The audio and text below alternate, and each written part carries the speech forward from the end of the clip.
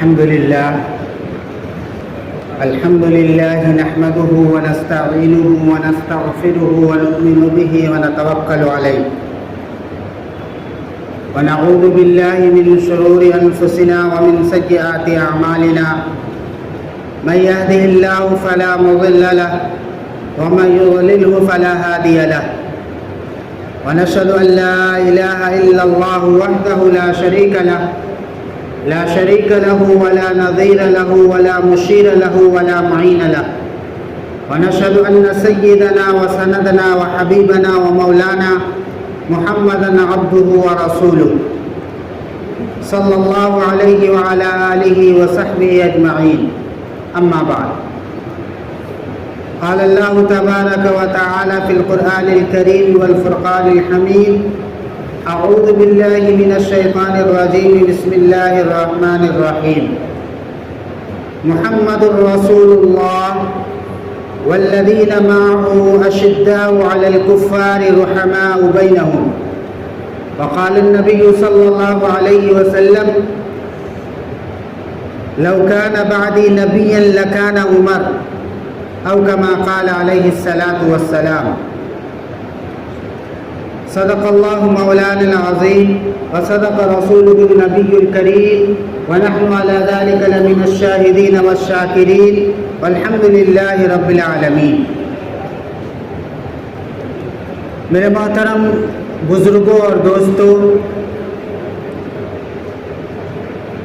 اسلامی نئے سال کا آغاز ہونے والا ہے. 2-3 دن کے بعد اسلامی نئے سال کا آغاز ہو جائے گا. سن 1445 ہجری چل رہی ہے. 2-3 دن کے بعد 1446 ہجری کی شروعات ہو جائے گی. اسلامی سال کا پہلا مہینہ محرم الحرام سے شروع ہوتا ہے. محرم الحرام کی پہلی تاریخ کو جلیل القدر صحابی حضرت عمر فاروق رضی اللہ عنہ کی شہادت کا المناک واقعہ پیش آیا.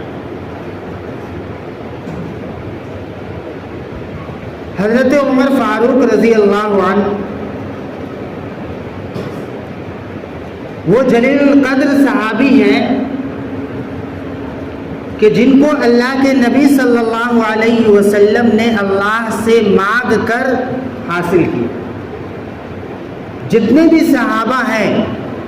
صحابہ جتنے بھی تھے، وہ سب اللہ کے نبی صلی اللہ علیہ وسلم کے مرید تھے. لیکن حضرت عمر فاروق رضی اللہ عنہ ایسے صحابی ہیں جو اللہ کے نبی صلی اللہ علیہ وسلم کے مراد تھے. مطلب یہ ہے کہ حضرت عمر فاروق رضی اللہ عنہ کو اللہ کے نبی صلی اللہ علیہ وسلم نے اللہ سے مانگا تھا. اللہ سے مانگا تھا. ہوا یہ کہ جب ابتدائے اسلام میں، جب اسلام کی ابتدا تھی، اللہ کے نبی صلی اللہ علیہ وسلم نے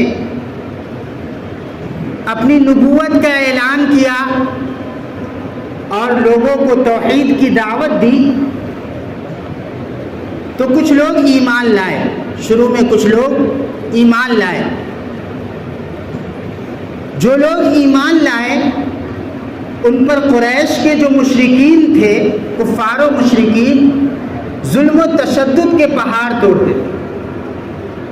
اللہ کے نبی صلی اللہ علیہ وسلم پر جو لوگ ایمان لائے شروع وقت میں، ابتدائی اسلام میں، شروعاتی دور میں جو لوگ ایمان لائے تو ان مسلمانوں پر، ان ایمان والوں پر قریش کے جو کفار تھے، قریش کے جو مشرکین تھے، وہ ظلم و ستم اور تشدد کے پہاڑ توڑتے تھے. ایک مرتبہ حضرت ابوبکر صدیق رضی اللہ عنہ پر بہت زبردست حملہ کیا تھا لوگ، اور وہ حملہ اتنا زبردست تھا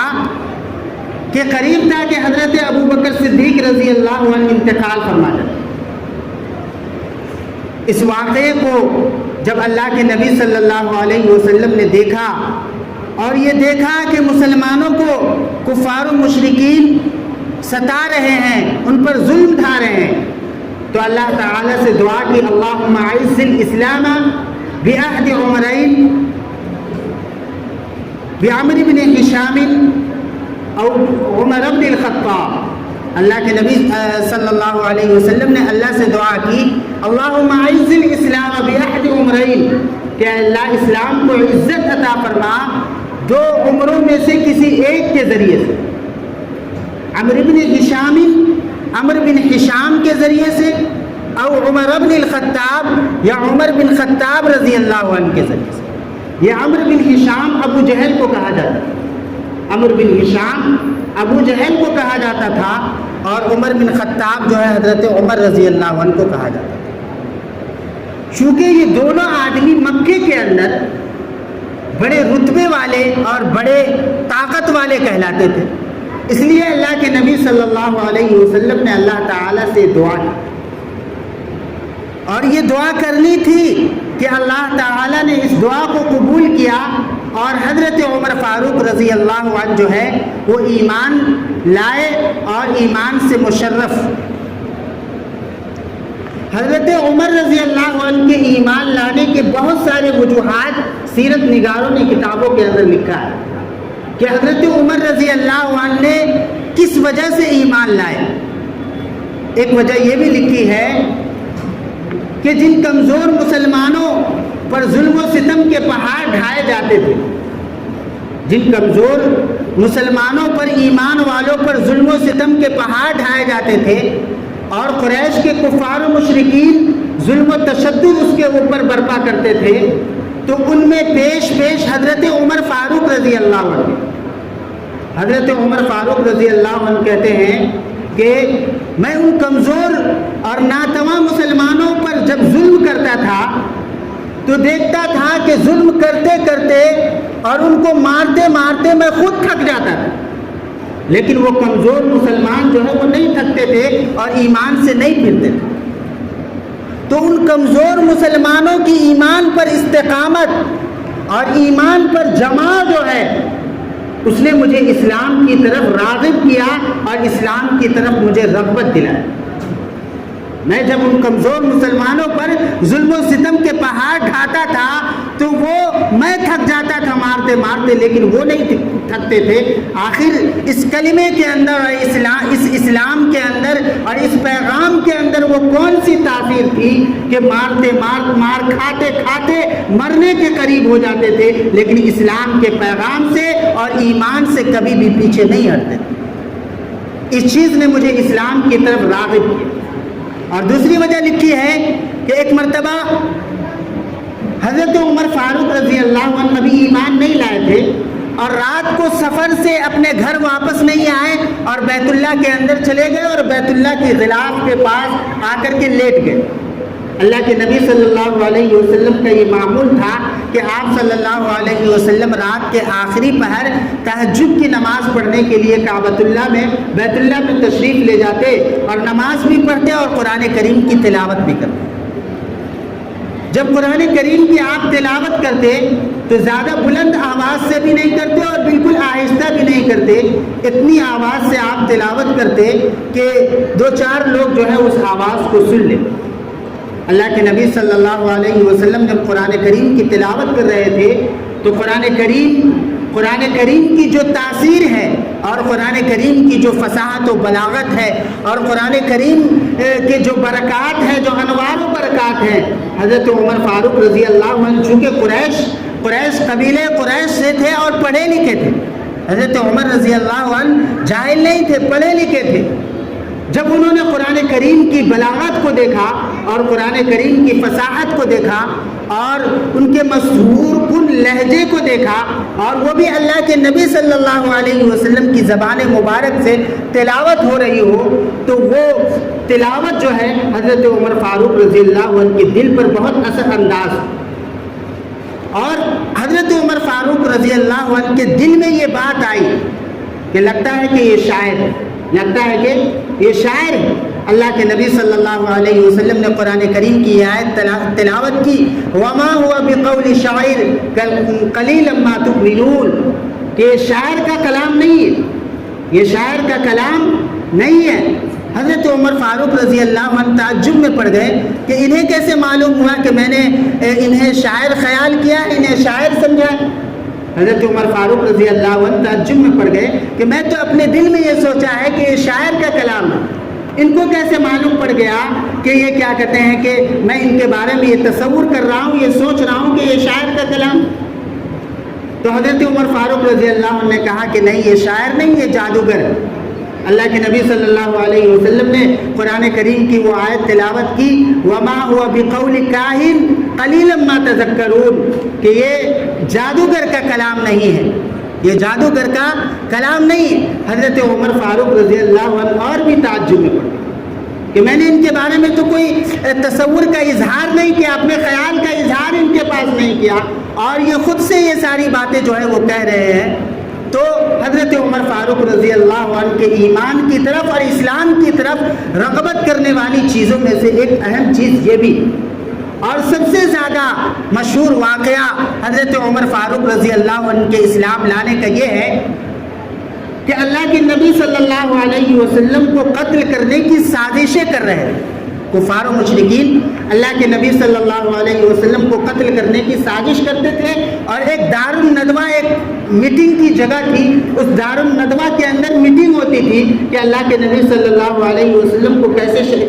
قتل کیا جائے اور ان کا کام تمام کیا جائے۔ حضرت عمر فاروق رضی اللہ عنہ ایک مرتبہ اس میٹنگ میں پہنچے، اس دار الندوہ میں پہنچے، اور کہا کہ یہ کیا تم لوگ بار بار میٹنگ کرتے رہتے ہو، ایک مرتبہ ہی مل کر کے حملہ کیوں نہیں کر دیتے اور کام تمام کیوں نہیں کر دیتے؟ تو ابو جہل نے کہا کہ کون حملہ کرے گا؟ تو حضرت عمر فاروق رضی اللہ عنہ نے کہا کہ میں تیار ہوں، میں حملہ کروں گا۔ چنانچہ اس کو حضرت عمر فاروق رضی اللہ عنہ کو ذمہ داری سونپی گئی کہ آپ جائیے اور آپ جائیے حضور صلی اللہ علیہ وسلم کے نعوذ باللہ کام جو ہے وہ تمام کر دیں۔ حضرت عمر فاروق رضی اللہ عنہ گھر سے ننگی تلوار لیے نکلے، دوپہر کا وقت ہے، ننگی تلوار لیے اس مقصد سے نکلے کہ آج بانی اسلام محمد رسول اللہ صلی اللہ علیہ وسلم کا نعوذ باللہ کام تمام کر دیا جائے۔ راستے میں ایک صحابی رسول سے ملاقات ہوئی، اس صحابی رسول نے پوچھا کہ عمر کہاں جا رہے ہو، کہاں کا ارادہ ہے؟ تو حضرت عمر فاروق رضی اللہ عنہ نے کہا کہ آج بانی اسلام کا خاتمہ کرنا ہے اور بانی اسلام کو ختم کر دینا ہے۔ تو اس صحابی رسول نے کہا کہ کیا قبیلہ قریش کے تعلق سے تم مطمئن ہو؟ یعنی کیا قبیلہ قریش کے خاندان والے تمہیں کچھ نہیں کہیں گے؟ قریش کے جو اللہ کے نبی صلی اللہ علیہ وسلم بھی تو قبیلہ قریش سے تھے اور بنو ہاشم سے تھے۔ تو اس شخص نے کہا کہ کیا بنو ہاشم کے خاندان والے تمہیں کچھ نہیں کہیں گے؟ کیا بنو ہاشم کے خاندان والوں سے تم مطمئن ہو؟ تو حضرت عمر فاروق رضی اللہ عنہ کو لگا کہ یہ شخص بھی بددین ہو گیا ہے اور دین سے پھر گیا ہے، اور اپنی ننگی تلوار اس کی گردن پر رکھ دی اور کہا کہ میں تمہارا بھی کام تمام کر دوں گا، لگتا ہے کہ تم بھی بددین ہو گئے۔ تو اس شخص نے کہا کہ مجھ کو قتل کرنے سے پہلے اپنے گھر کی خبر لو، تمہارے بہن اور بہنوئی بھی ایمان لے آئے اور ایمان قبول کر چکے ہیں۔ چنانچہ حضرت عمر فاروق رضی اللہ عنہ غصے سے بھرے ہوئے اور بالکل لال پیلے ہو کر کے اپنے بہن بہنوئی کے گھر پہنچے۔ جب بہن بہنوئی کے گھر پہنچے تو حضرت سعید جو ہے حضرت عمر فاروق رضی اللہ عنہ کے بہنوئی اور حضرت فاطمہ حضرت عمر رضی اللہ عنہ کی بہن، وہ دونوں قرآن پاک کی تلاوت کر رہے تھے اور حضرت خباب رضی اللہ عنہ سے قرآن پاک سیکھ رہے تھے۔ بہن بہنوئی حضرت خباب رضی اللہ عنہ سے بند کمرے کے اندر قرآن پاک کو سیکھ رہے۔ جب حضرت عمر فاروق رضی اللہ عنہ پہنچے اور دروازہ کھٹکھٹائے تو حضرت خباب تو کسی کونے میں چھپ گئے اور حضرت بہن بہنوئی جو ہے وہ سامنے آئے۔ غصے میں اتنے تھے، خوب بہن بہنوئی کو پیٹا، جی بھر کر کے پیٹا، خوب پیٹا، بہنوئی کو خوب پیٹا اور بہن کو ایک تماچا رسید کیا جس کی وجہ سے اس کے گال سے خون نکلنے لگا۔ جب خون کو دیکھا تو حضرت عمر فاروق رضی اللہ عنہ کا غصہ تھوڑا ٹھنڈا ہو گیا۔ تھوڑا ٹھنڈا ہوا اور پوچھا کہ یہ بتاؤ کہ تم کیا پڑھ رہے تھے، یہ دکھاؤ مجھے، بتاؤ کہ تم کیا پڑھ رہے تھے۔ بہن نے کہا کہ لا یمسہ الا المطہرون، کہ اس کلام پاک کو صرف پاک لوگ چھو سکتے ہیں، ناپاک لوگ نہیں چھو سکتے۔ اے عمر، تم جس خطاب کے بیٹے ہو میں اسی خطاب کی بیٹی ہوں، اگر تم یہ چاہو گے کہ اپنے طاقت کے بلبوتے پر مجھے ایمان سے پھیر سکو تو یہ کبھی بھی نہیں ہو سکتا۔ جس محمد الرسول اللہ کا دامن میں نے تھاما ہے اور جس کلمے کو میں نے اختیار کیا ہے، اس کلمے سے میں کبھی پیچھے نہیں ہٹ سکتی تھی، پیچھے نہیں ہٹ سکتی۔ تم مجھے مار دو اور مار کر کے مجھے زمین میں دفن کر دو، میں کبھی بھی ایمان سے پھر نہیں سکتی۔ تو حضرت عمر فاروق رضی اللہ عنہ نے کہا کہ وہ کلام سناؤ وہ جو تم پڑھ رہی تھی۔ تو لکھا ہے کہ ان کی بہن نے کہا کہ آپ پہلے غسل کر لیجئے یا وضو کر لیجئے۔ حضرت عمر فاروق رضی اللہ عنہ نے غسل کیا، وضو کیا، اور پھر اس کے بعد کیا کہتے ہیں، آپ تو پڑھے لکھے تھے حضرت عمر فاروق رضی اللہ عنہ، سورہ طٰہٰ کی پوری آیت جو ہے وہ خود سے پڑھنا شروع کیا، جو ایک چمڑے پر لکھا ہوا، ایک چمڑے پر وہ لکھا ہوا تھا، اور پڑھنا شروع کیا، اور پوری آیت پڑھتے پڑھتے انی انا اللہ ایک آیت ہے، اس آیت پر جب پہنچے ہیں اننی انا اللہ، جب اس آیت پر پہنچے ہیں تو پورے دل کی دنیا جو ہے وہ بدل چکی، پورے دل کی دنیا بدل چکی تھی، اور ایمان جو ہے وہ اندر آ چکا تھا، اور یہ کہا کہ ایسا کرو کہ مجھے بھی محمد رسول اللہ صلی اللہ علیہ وسلم کے پاس لے کر کے چلو۔ حضرت خباب جو ایک کونے میں چھپے ہوئے تھے فوراً نکلے اور کہا کہ اے عمر، لگتا ہے کہ اللہ کے نبی صلی اللہ علیہ وسلم کی وہ دعا اللہ کی بارگاہ میں قبول ہو گئی ہے جو اللہ تعالیٰ نے مانگی تھی کہ اللہ اسلام کو عزت عطا فرما، دو عمروں میں سے کسی ایک عمر کے ذریعے سے، عمرو بن ہشام کے ذریعے سے، ابو جہل کے ذریعے سے، یا عمر بن خطاب کے ذریعے سے، اور تمہارے حق میں وہ دعا قبول ہو گئی۔ چنانچہ حضرت عمر بن خطاب رضی اللہ عنہ حضور صلی اللہ علیہ وسلم کے پاس دار ارقم پہنچے۔ دار ارقم وہ جگہ تھی کہ وہیں مسلمانوں کو، جو گنے چنے مسلمان ایمان لائے تھے، وہیں کیا کہتے ہیں کہ ان کو تعلیم دی جاتی تھی، ان کو سکھلایا جاتا تھا۔ وہاں لے جا کر کے وہاں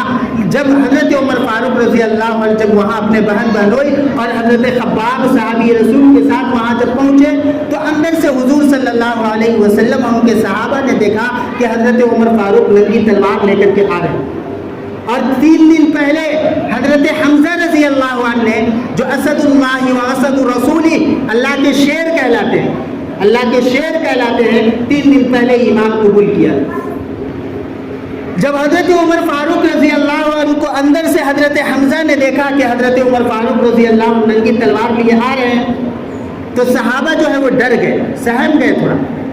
تو حضرت حمزہ رضی اللہ عنہ نے کہا کہ ڈرنے کی کوئی ضرورت نہیں ہے، اگر وہ صحیح نیت سے آ رہا ہے تو ٹھیک، اور اگر غلط نیت سے آ رہا ہے تو اسی کی تلوار سے میں اس کا سر قلم کر دوں گا۔ حضور صلی اللہ علیہ وسلم کی مجلس میں پہنچے ہیں حضرت عمر فاروق رضی اللہ عنہ، اور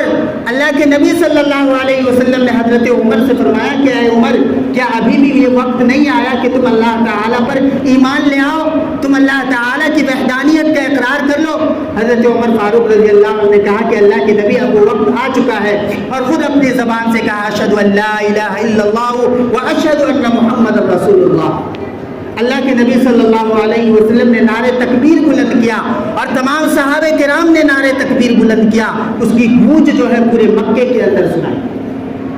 اور سارے لوگوں نے خوشیاں منائی، اور اللہ کے نبی صلی اللہ علیہ وسلم کو جتنی خوشی محسوس ہوئی کبھی بھی اتنی خوشی محسوس نہیں۔ حضرت جبرائیل امین آ گئے، اور حضرت جبرائیل علیہ السلام نے کہا کہ اللہ کے نبی آپ آج خوش ہیں؟ تو اللہ کے نبی نے فرمایا کہ آج میں کیوں خوش نہ ہوں کہ میری دعا قبول ہوئی، اور حضرت عمر رضی اللہ عنہ جو ہے وہ ایمان سے مشرف ہوئے۔ تو حضرت جبرائیل نے کہا کہ جس طریقے سے آپ دنیا کے اندر خوش ہیں، اللہ تعالیٰ کے ہاں فرشتے بھی خوش ہیں، اور آسمان پر بھی دھوم مچی ہوئی۔ چنانچہ نماز کا وقت ہوا، اللہ کے نبی صلی اللہ علیہ وسلم نے کہا کہ نماز پڑھ لیتے ہیں۔ حضرت عمر رضی اللہ عنہ نے کہا کہ اللہ کے نبی، جب یہ دین سچا ہے، جب یہ اسلام سچا ہے، جب اللہ تعالیٰ کی ہمیں عبادت کرنی ہے تو ہمیں چھپ کر کے کیوں کرنی ہے؟ ہمیں چھپ کر کے کیوں کرنی ہے؟ چلیے بیت اللہ کے اندر سب آدمی ایک ساتھ بیت اللہ کے اندر جاتے ہیں اور جا کر کے نماز پڑھتے ہیں۔ تو اللہ کے نبی صلی اللہ علیہ وسلم نے فرمایا کہ اے عمر تمہاری قوم جو ہے وہ مجھے بیت اللہ میں نماز نہیں پڑھنے دیتی. حضرت عمر رضی اللہ عنہ نے کہا کہ آپ ہمارے ساتھ چلیے اور چل کر کے نماز پڑھتے ہیں, دیکھتا ہے کون مائی کا لال ہے جو مجھے راستے سے روک دیتا ہے.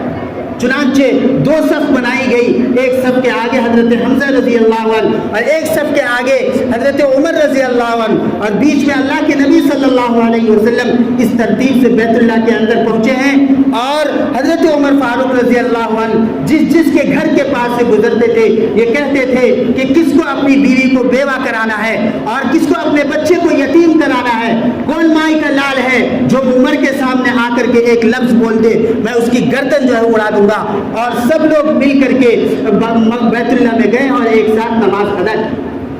لکھا ہے کہ کفار و مشرکین کو اس دن جتنا غم ہوا تھا حضرت حمزہ رضی اللہ عنہ اور حضرت عمر فاروق رضی اللہ عنہ کے ایمان لانے سے جتنا غمزدہ اور افسردہ ہوئے تھے, کبھی بھی اتنا غمزدہ اور افسردہ نہیں.